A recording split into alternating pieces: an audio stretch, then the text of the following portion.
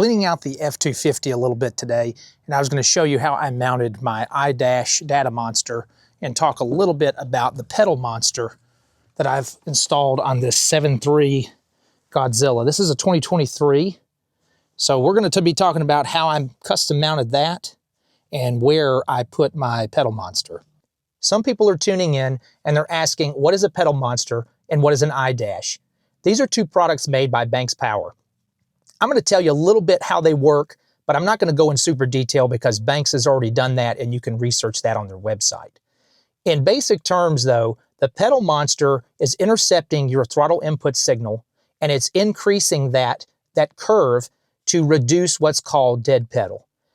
As vehicles have transitioned over for years, over from a throttle cable to a what's called drive-by-wire, that they have reduced that signal to have a smaller curve or a curve that's lower that will help increase miles per gallon, in my opinion, would probably be negligible, but also would control that output of your foot on the pedal to where it would ramp up eventually to the output in which you're putting on that pedal. So that's kind of creating that dead pedal or that lag when you're trying to press the throttle and you're trying to accelerate, and it feels like you have to press that accelerator harder. What the Banks module is doing is it's intercepting that signal and it's actually recalibrating that curve, which is adjustable by you on their app, or if you have an IDash or an IDash data monster, you can increase or decrease that throttle curve based on your driving habits. The IDash, all it's doing is it's giving you a window into that information that's coming through your OBD2 port. It's already being broadcast across that information, and it's just putting it in a format and in a display that you're able to see. Let's talk about what these two tools are not. They are not increasing your horsepower. So don't get fooled to think that, wow, I put a pedal monster on and now I've gained horsepower. Also, don't think that because you put the IDash on that it's a programmer or a tuner. They are not those things. I'm not going to do a full installation, and I'm not going to take panels back off of the vehicle since I've already installed this actually a couple of months ago. But I figured I'd show everybody that's interested in something like this where I hid mine so you really can't even tell it's there. The first part is on this 2023 F250. There is a panel located right here, and this is right beside your knee on the driver's side, and you will see that there is a screw right here, and there's a couple of clips that hold this assembly on. This whole piece will pop off. So I removed that on my installation, and I will put a picture up right here overlaying this to show you where my pedal monster is behind that panel. The nice thing is, once the panel's back on, you can't even tell that the pedal monster is installed unless you know what to look for. Part of the pedal monster installation is requiring you to unplug this plug from the top of the pedal itself. And if you can tell, since mine's already installed, this is the plug from Banks Power that's plugged in now. They give you what's called really a T-harness. So the factory plug is on the opposite side of this, and it lets it run through this T-harness and then back into the pedal. This is what's giving the signal to the pedal monster to let it understand your throttle position and what it is doing. When I told you a minute ago about putting the pedal monster behind this panel here, leave the panel off until your installation is all the way complete, because I believe there's a programming button on the pedal monster that you're going to have to press. So you don't want to have that panel on only to figure out you got to take it back off to finish that installation process. But again, you're going to be looking for this plug on top of that pedal. And that's what you're unplugging, the factory plug, plugging it in the T-harness, and you're plugging it in the Banks harness into the top of the pedal. And these connectors look exactly like factory connectors. Another thing that you're able to do when this panel is off right here, there's a vent right here that's kind of in your way. If I remember correctly, there's a screw holding that vent in place, and there's also a tab right here that you can release and get this out of your way while you're doing that. Something that sets the pedal monster apart from, say, the pedal commander is it's not actually pulling power from the throttle pedal itself. It's actually pulling power from your OBD2 port. So highly, highly recommend that I would go with the Banks for that reason, is there's enough power being pulled from this plug, not from the throttle. And if you look at some of the Gale Banks videos, he explains how that system may not have enough power to run your pedal plus the pedal commander, and why they've chosen to have a source coming from your OBD2 port. I will have the link for this part number as well. I would absolutely recommend you get the Y connector that Banks has, where you can use one of the OBD2 ports and have another port still available. I just pulled this out just for the video. Normally I tuck this way up in here, and then I just let the factory know that I have something connected into the OBD2 port. I'm not sure about the amp research running boards. I think they may be using your OBD2 port as well. So that may be another reason why you're going to want to get this right here. So you can plug your amp research boards in if you have those, and then you could still plug in your pedal monster. At the time when I purchased both of these products, Banks did not have a mounting solution for the 2023 and up F250, 350, 450s. I also did not order my truck with the Pro Trailer Assist. I honestly didn't see the need for it and didn't think I'd ever use it. So if you don't get Pro Trailer Assist, this plate here is a blank plate. So I started looking in that area when I knew I wanted to put this gauge in, and I thought that would be an unbelievable place if it would work.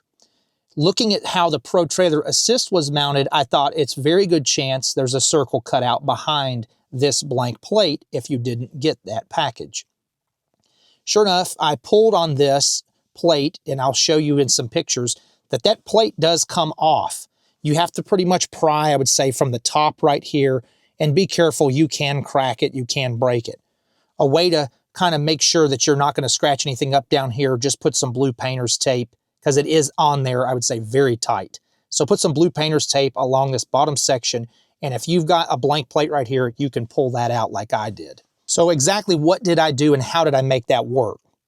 Once I pulled this plate out, looking behind there, there is a blank hole, I would say, that's holding a connector for Pro Trailer Assist. So if you're wondering, is the Pro Trailer Assist wiring there? On mine, it was.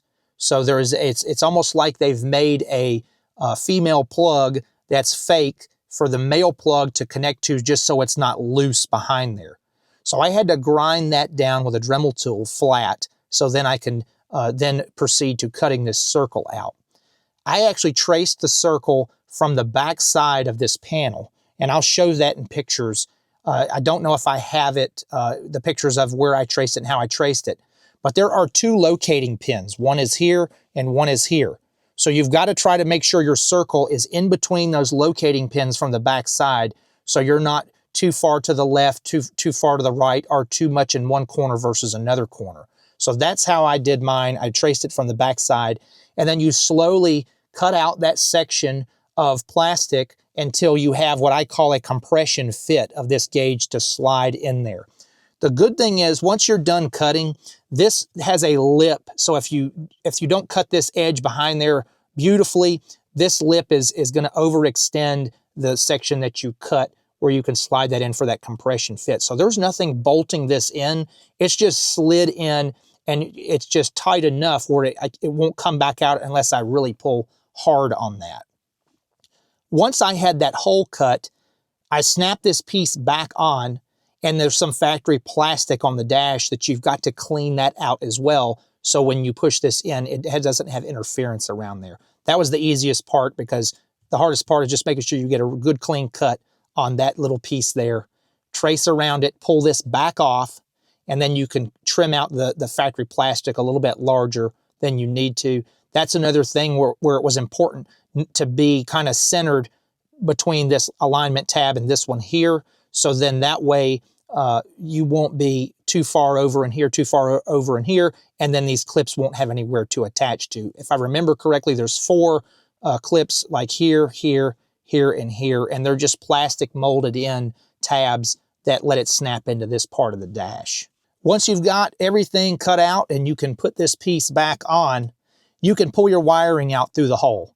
And there's going to be 2 wires that connect to the back of this gauge, especially the way mine is set up. I believe you can also, if you wanted to add another gauge, you can jump off It's either jumping off this gauge or off the pedal monster, I believe.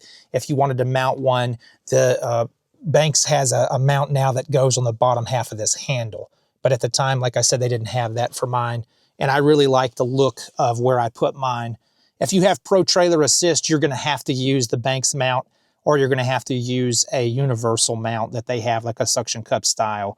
And I think other companies may be coming up with mounts that fit similar gauges to this. So you're not really tied down to any one specific location. It's just kind of wherever you want to put it where it looks factory.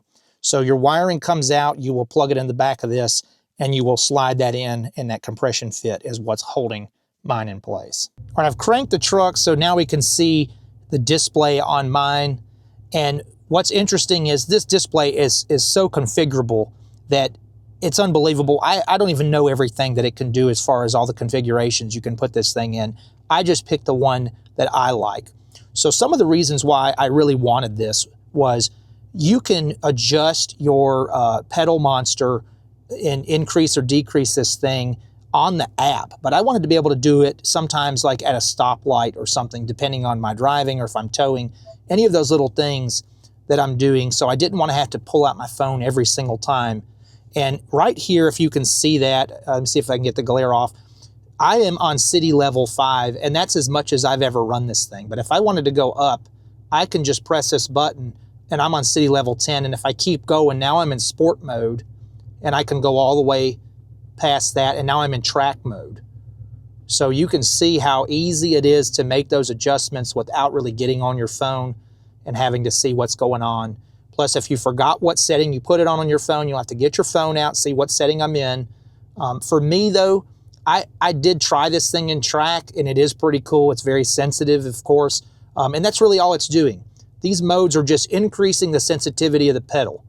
So, and if somebody has kind of mentioned, well, just press the pedal harder, it's really not the same as just pressing the pedal harder. So these modes, and see, you can put it back to stock if you wanted to. But for me, city level 5 is really all I've ever needed to kind of make that feel of I have a throttle cable connected to the throttle and directly to the pedal now. Next on my gauge right here is the level itself. White is your pedal input. What are you doing, and what is the Banks pedal monster sending signal-wise? So you can see right there a couple of revs. It's definitely a little bit higher than what your input is right there. Not much though.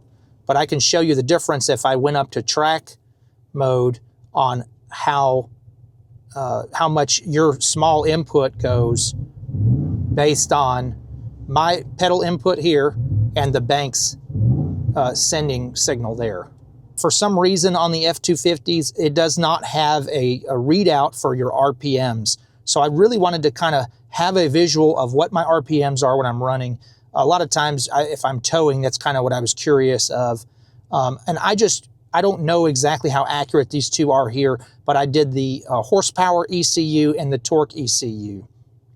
Now, going through menus, I'm not going to do a full tutorial on how do set up these menus and things, but I will show you some of that information here. You just press over this way, and here's all of those types of menus that this thing has: gauge layout, gauge selection, data logging, diagnostics. That's where if you have a trouble code on your readout, you're able to see what that trouble code is, and you're also able to reset that code. I believe too, you got to have the ignition off, or you can't have the vehicle running. You can just have it in accessory mode to be able to do that. If you have any alerts, you can program that. I know when I get low on fuel, this thing will start to blink and tell me that it's time to fill up. A min-max log, shift light, the Banks modules that'll tell you what you've got connected, and hopefully they offer more for these trucks as time goes on. You'll be able to see those. Settings, system information, firmware update. So like I mentioned, I'm not going to go into full programming and gauge layouts and everything, but I do know too, you can change your button colors. You can change just about anything on this display here, which is amazing. I did get what's called the IDash data monster. So mine has a recording capability, and there is a micro SD card slot right under the word Banks right here. Don't know if you can see that. And you can set up what it is that you're wanting to record if you're wanting to see certain temperatures or other little things that as you're driving or towing what is the vehicle doing? Maybe it's helping you troubleshoot some things that are going on with the vehicle. You can record that data, and that's pretty neat. I haven't done that yet, but I've heard that it kind of downloads maybe into like an Excel table or something like that, where you're able to actually manipulate the data after it's recorded. And that's why I spent the little bit more money for this one, not knowing if I would ever really need it or not, but I thought I'm gonna go ahead and spend the extra money because I think that's a cool feature. If I ever wanted it, I don't wanna have to spend the money twice, selling the other gauge and then buying this gauge. You're not limited to just this. And you can also set up multiple gauge setups where you can cycle through those. And like right here on your layouts, you can go ahead and have that pre-programmed, and you can say, well, today, if I'm towing, I want gauge 3. And then if I'm just on the street, I want gauge 2. And then if I'm towing a specific trailer or I'm going somewhere, that I normally travel and I want to see this specific gauge setup for that travel or that trip, you can set up that. And it looks like there's a ton of different layouts there. So I believe I'm in the Pedal Monster combo. Right there is the one that I'm using, but you've got many different options there. And so you can see just in going, and some of that gauge setup is already set up for you. So you don't have to go through and redo it yourself.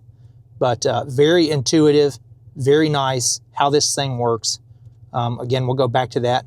There's all kind of different things. You can even change what you want if that's gauge 1. So I'm impressed with this setup. I'm impressed what this thing can actually do for how small of a gauge this is.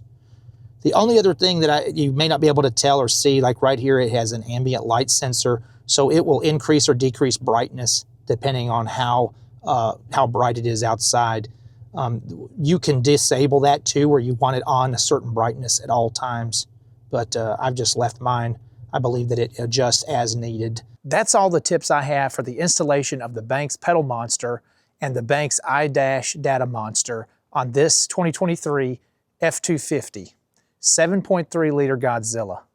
Hopefully you found this information useful or helpful, and if you did, please subscribe and share, and that's to the point.